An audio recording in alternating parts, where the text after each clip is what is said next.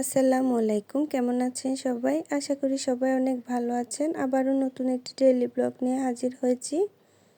আশা করি ধৈর্য সহকারে আমার ভিডিওটি দেখবেন। আপনারা যারা এখনও পর্যন্ত আমার ভিডিও দেখে যাচ্ছেন সবাইকে জানাই অসংখ্য ধন্যবাদ।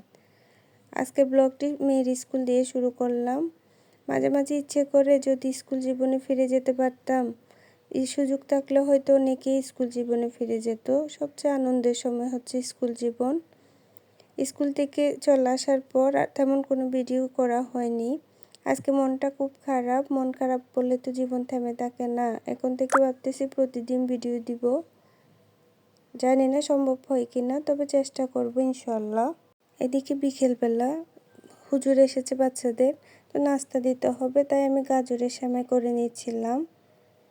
দিয়েছি এলাচ, তেজপাতা, কিশমিশ, নারকেল, চিনি, লবণ দিয়ে সেমাইটা রান্না করে নিচ্ছি। আপুরা, আমার ভিডিও যদি আপনাদের একটু ভালো লেগে থাকে প্লিজ একটা লাইক দিয়ে দিবেন।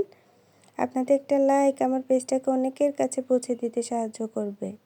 ভিডিওর কোনো অংশ যদি খুব ভালো লেগে থাকে আমার চ্যানেলটি সাবস্ক্রাইব করে আমাকে আপনাদের পাশে থাকার সুযোগ করে দিবেন। অল্প টমেটো কুচি করে নিচ্ছি, রমজানের ছোলায় যাতে দিতে পারি তাই ডিপ ফ্রিজে সংরক্ষণ করে নিব। আজকে এ পর্যন্ত, সবাই ভালো থাকবেন, আমাদের জন্য দোয়া করবেন। আল্লাহ হাফেজ।